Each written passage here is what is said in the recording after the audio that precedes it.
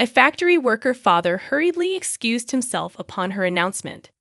As soon as she uttered those words, my stepmother, with a wicked grin, impulsively splashed tea onto my dad's face. Beside her, she burst into laughter. Surprisingly, my stepfather made no effort to reprimand her. The stain on the suit my dad had meticulously cleaned for this occasion rapidly expanded. Fortunately, the tea was lukewarm, nearly cold, alleviating concerns about burns. Amidst my astonishment, I handed a napkin to my dad while Tom, in a panic, tried to dry his father-in-law's suit. Even in the midst of worrying about potential injuries, Tom couldn't help but laugh at the absurd behavior of his parents. Throughout this chaos, my dad remained silent, stood upright, and pointed at them, declaring, "Well then, I'll just ruin your company." The unfamiliar sternness in his voice caught me off guard. He took my hand, and we left the chaotic scene behind. Tom scolded his parents before quickly joining us. "I'm really sorry, father-in-law. I'll make my parents apologize later." He apologized, but my dad, with a grave tone, reassured him, "No need. We're done with them anyway." He patted Tom's shoulder as we walked away from the tumultuous O'Connor household. Allow me to introduce myself. My name is Yvonne Warner, a 26-year-old office worker. Raised by my single father after losing my mother at a young age, I admired his dedication to both work and family. My father, in charge of a factory, managed to attend all my school events, even if he had to rush back to work afterward. In college, I met Tom, 2 years my senior, who was gentle, sincere, and polite. Despite his popularity, he accepted my confession, but there were concerns about his relationship with his parents, which he didn't elaborate on. We continued to date, and although Tom lived alone, he occasionally visited his parents, always looking exhausted afterward. Tom prioritized me in our relationship, and I was proud of him. I wanted to introduce him to my dad, and when a day finally came, it was a mix of fear and excitement. Surprisingly, my dad and Tom got along well, and I felt relieved to see the two important men in my life getting along. Yet Tom's odd excitement after the meeting left me puzzled, and he evaded any further questions about it. As Tom and I had seemingly hit it off with my dad, I couldn't shake off a growing worry that perhaps Tom's feelings were not as positive as he claimed. This anxiety lingered, leading Tom to request an important conversation a few days later. Nervously anticipating the discussion about our recent encounter with my dad, I met Tom at the agreed-upon cafe. Upon reaching the cafe, I noticed Tom already seated, his face wearing a gloomy expression visible through the glass. Suppressing my own anxiety, I approached him with a cheerful greeting. "Tom, sorry, did you wait long?" I softly spoke as I reached him. Startled by my touch on his shoulder, Tom exclaimed, "Well, Yvonne, you scared me." After a deep breath, he continued, "I'm sorry. I didn't mean to startle you. Please, have a seat." Sitting across from Tom, I ordered from the waiter, my concern mounting as Tom's downcast expression persisted.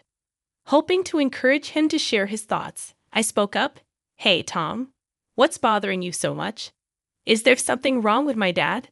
Tom, taken aback by the direct question, denied any issue with my dad, stating, "Absolutely not.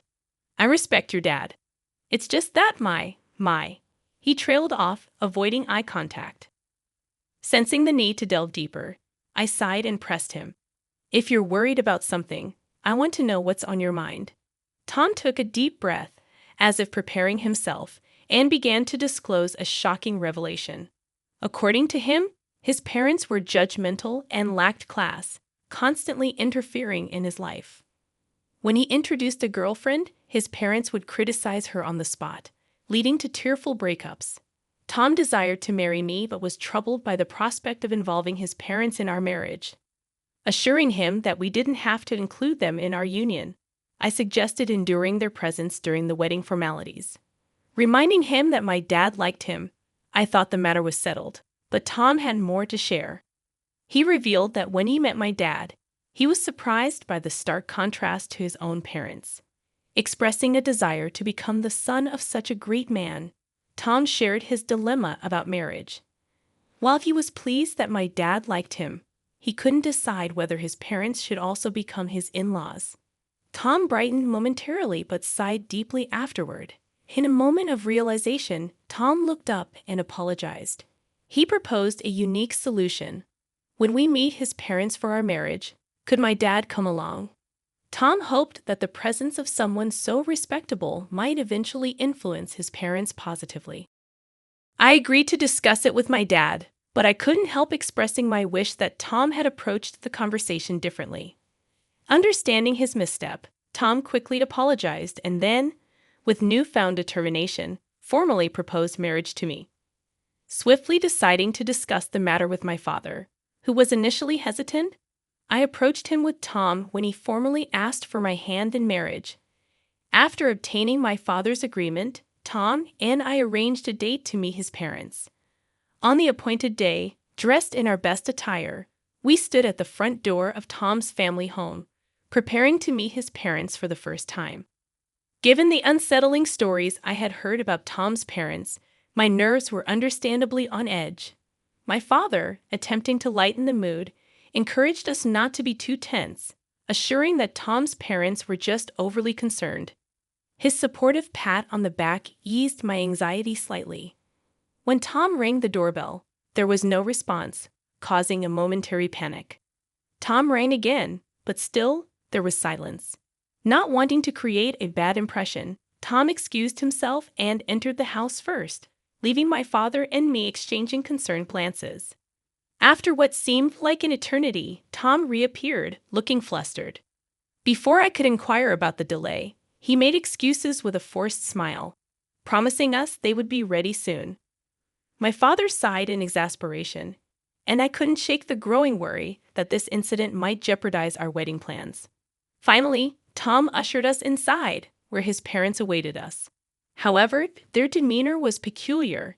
His mother greeted us with a sly grin, while his father seemed disinterested, looking away. Despite the tense atmosphere, I decided to proceed with the introductions. Tom, regaining composure, introduced both my parents and me. Despite the warmth of his thoughtful introduction, his parents sneered, and the atmosphere remained strained. In an awkward turn of events, Tom's mother splashed tea on my father, staining the suit he had meticulously cleaned for the occasion. Shocked, I offered my dad a handkerchief while Tom panickedly tried to wipe off the tea stains. His parents, laughing in response, only fueled Tom's anger. My father, standing up, pointed at them and declared, "Then I'll ruin your company," a tone and statement I had never heard from him before. Taking my hand, he left the house, leaving Tom's parents in the wake of Tom's scolding. Returning to our house with Tom, my father changed clothes, and Tom earnestly apologized for the incident. I could hear my dad's troubled voice during their conversation. Although I was shocked by Tom's parents' actions, I knew they wouldn't be easy to get along with. Seated on the living room sofa, clenching my fists, I replayed the event in my mind, seething at the insult directed at my dad. When my dad and Tom finished changing, Tom immediately apologized to me, almost bowing down, expressing regret for not anticipating such behavior from his parents. His sincerity was evident, and he didn't even ask for forgiveness. Feeling the need to apologize as well, I took Tom's hand as he kneeled on the floor, expressing my regret for suggesting the meeting without fully understanding the situation. Unexpectedly, the situation took a serious turn, and I felt compelled to apologize to my father for the unintended consequences of my thoughtless suggestion. His troubled expression and shrugged shoulders conveyed the difficulty in addressing the situation. Determined to understand the gravity of my dad's threat, I sought clarification. "Dad, was what you said true? Are you really going to ruin their company?" To my question, my dad glanced at Tom and nodded firmly, affirming his intent.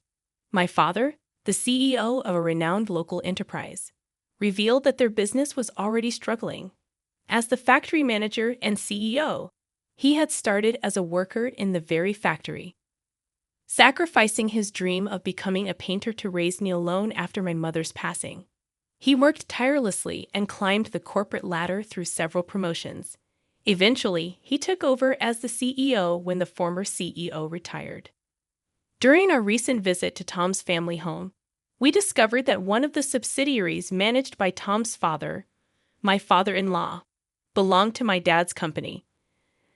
Unfortunately, Tom's parents' prejudices and Tom's mother's premature actions prevented this from being clarified, leading to the present situation. My father explained that his company faced management difficulties, contemplating downsizing without resorting to layoffs. Regret was evident in his words as he considered the impact on his employees. After Tom's serious conversation with my father, he proposed closing down the subsidiary where Tom's parents worked. Concerned about the consequences for Tom's parents, my father questioned if Tom was okay with it. Tom, resolute and having cut ties with his parents, expressed a desire for them to reflect on their actions. Despite the difficulty, he requested permission to get engaged with me. Moved by Tom's earnestness, I also pleaded with my father to allow our engagement. My father, crossing his arms, pondered Tom's words. Despite the recent incident, he eventually gave his approval, setting a condition related to Tom's parents being company executives. My father demanded to know Tom's plan for the employees and made it clear that our marriage would be off if Tom couldn't handle this responsibly. A few days later, Tom presented a plan to my father for his father's company's employees. He had arranged a meeting with my father to discuss possible job placements for all the employees. Tom showed genuine concern for their transition and offered to work for free until they were settled and producing results. He expressed his eagerness to compensate for any shortcomings with his work and salary, and once settled, to re-engage with me. Tom, demonstrating his earnestness, saw himself as partly responsible for his company's collapse and wished to be a positive force in the situation. Upon returning home, I discovered that our marriage would be delayed due to an unavoidable circumstance. When I greeted my father, he expressed, "Welcome back, Ivan. You heard right. I'm sorry for deciding such an important thing on my own, but I thought it wouldn't be fair if I were the only one happy." While he apologized, I seized the opportunity to propose working in the company with Tom, offering to work for free. I insisted that my father should accept Tom's proposal. Despite Tom's attempts to dissuade me, I desperately begged my father, who initially remained silent. After repeated pleas, he uncrossed his arms and quietly nodded. Meanwhile, Tom's parents had yet to apologize. My father seemed to have been waiting for them, but the time had passed. He began preparations to take over Tom's father's company. Time passed, and the day arrived when the company collapsed. Tom's parents summoned us to their home, where a crowd of former employees protested the company's closure. They accused us of being the root of all evil and blamed me for seducing Tom and ingratiating myself with my father. Despite the accusations, Tom attempted to calm the former employees, explaining the situation and offering new job placements.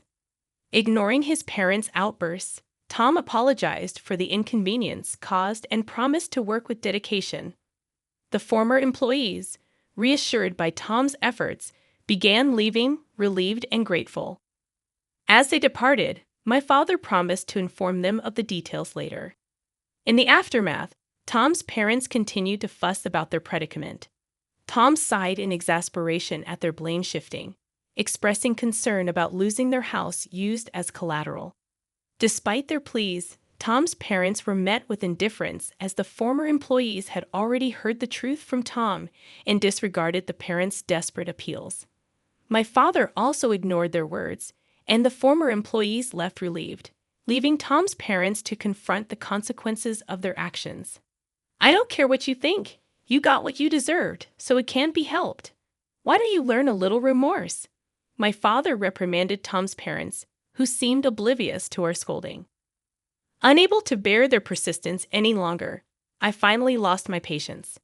"Haven't you just caused trouble for Tom all this time, boasting about being business owners and only caring about titles? Isn't that why this happened?" My words left his parents speechless, seemingly ready to retort, but halted by my father's decisive intervention. He made it clear that he wouldn't allow them to speak further. A business owner is supposed to take responsibility. You should at least complete your final task properly. Left without a response, Tom's parents were scolded collectively and could say nothing more. Leaving them behind, we left the scene. And eventually, Tom's parents lost everything: the company, the house, and the land. They never provided any guarantees to the former employees and evaded responsibility. After losing everything, they reached out to Tom for help. But having cut ties with them, Tom coldly turned them away. Now, they were probably in jail, and we heard nothing from them since. Even if they got out, they still had a debt to the former employees, so the situation remained dire. Afterward, Tom and I quit our jobs and joined my father's company. Living off our savings in the first month, we worked for free as promised. One day, we encountered a former employee of Tom's parents' company at work. Eager to shake our hands at the new workplace, the employee expressed their gratitude to my father for giving them a chance. Thanks to Tom for arranging the job, and also conveyed many thanks to me. Despite not remembering the specific incident, I had apparently helped that person carry materials. After expressing immense gratitude, the former employee left, expressing a desire to keep working hard. Feeling somewhat redeemed by his words, we hurried to my father's office, where he warmly welcomed us. Handing us several thick envelopes, he explained, "It's your salaries for the past months." It ended up being multiple envelopes because it couldn't all fit into one. We were stunned, unable to swallow the situation, but my father continued, "Your hard work revitalized the team. They constantly expressed their gratitude and concern for you. I couldn't possibly leave such excellent employees unpaid, and our performance has improved significantly. Thank you truly." Hearing this, we hugged each other and cried, moved by the concern shown for us. My father then added something even more wonderful. "Tom, I'm impressed with your leadership. If you're okay with my daughter, would you marry her?" Overjoyed, Tom replied tearfully, bowing to me and my father. I hugged Tom, crying alongside him, and so we got married. Continuing to work at my father's company, we lived happily every day, gradually becoming more adept at our jobs and contributing more effectively. Our time at the company was approaching a pause as I was about to take maternity leave. My father, Tom, our colleagues, and I were all looking forward to the arrival of our child.